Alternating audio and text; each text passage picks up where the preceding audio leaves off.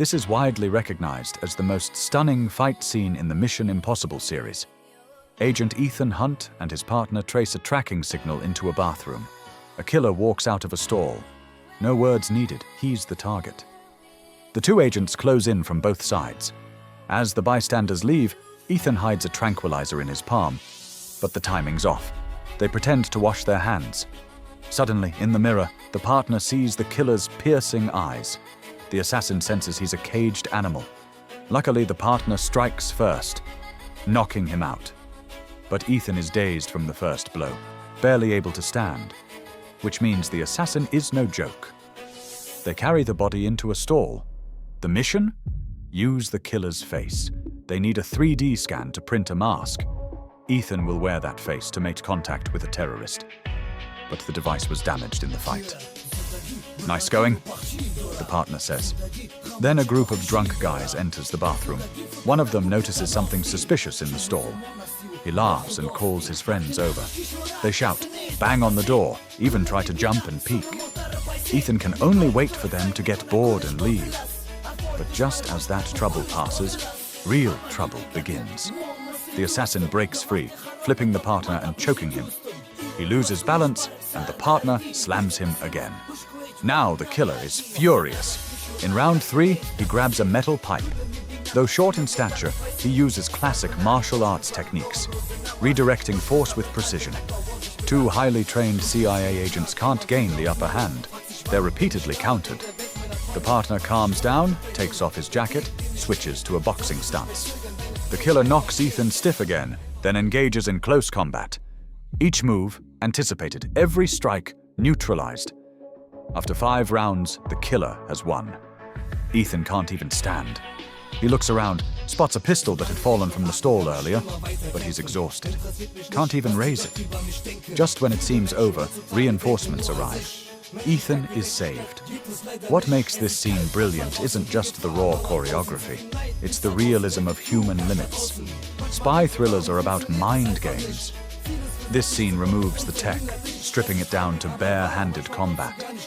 With grounded physical acting, the tension feels real. Every punch, every counter puts the audience on edge. That's the classic thrill of espionage cinema. Now take another iconic moment, the skyscraper climb in Mission Impossible Ghost Protocol. Ethan stands 530 meters above ground on the Burj Khalifa, wind howling outside. He wears CIA's latest tech, suction gloves. He slaps the window, tests the grip. Feels secure, but halfway up, the right glove malfunctions. Warning lights flash. He dangles with one hand, nearly falls.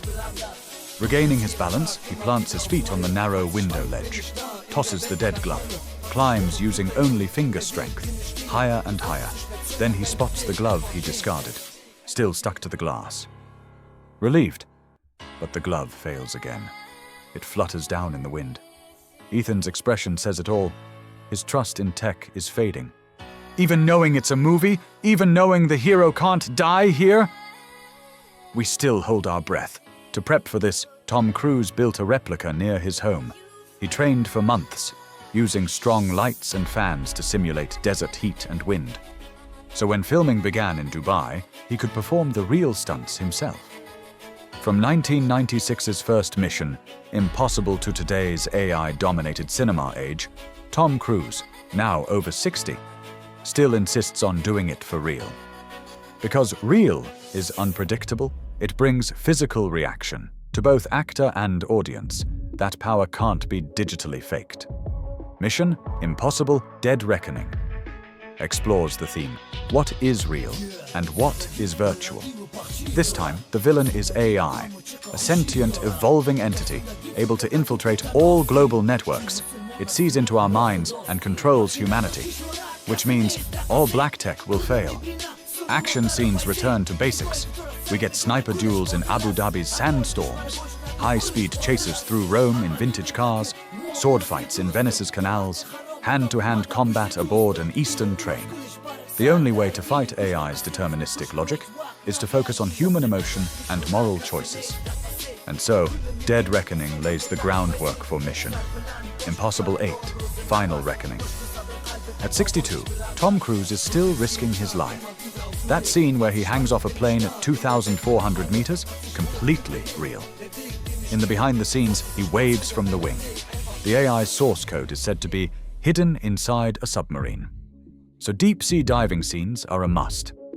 The team built an 8.5 million-liter water tank capable of generating underwater currents, simulating the deep sea. They also filmed in Svolvær, Norway. Real location, -40 degrees, shot on IMAX, all to give viewers a truly immersive experience. On screen and off, they're completing the impossible. Over the years, many spy franchises have gone quiet. James Bond has changed faces multiple times. Only Tom Cruise has become one with Ethan Hunt, always running. For 30 years, outrunning his past, chasing new heights, final reckoning sounds like a goodbye. And in the trailer, Tom Cruise says something heavy. I need you to trust me, one last time. The trailer also shows flashbacks from Mission Impossible 1 to 7.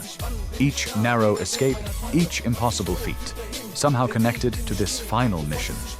Could AI have predicted the IMF team's entire past? As for their future, can they escape their fate? We'll soon find out. Mission Impossible 8, Final Reckoning hits theaters on May 30th in China. Whether or not Tom Cruise is ready to say goodbye, the audience is ready to give a standing ovation to this cinematic legend.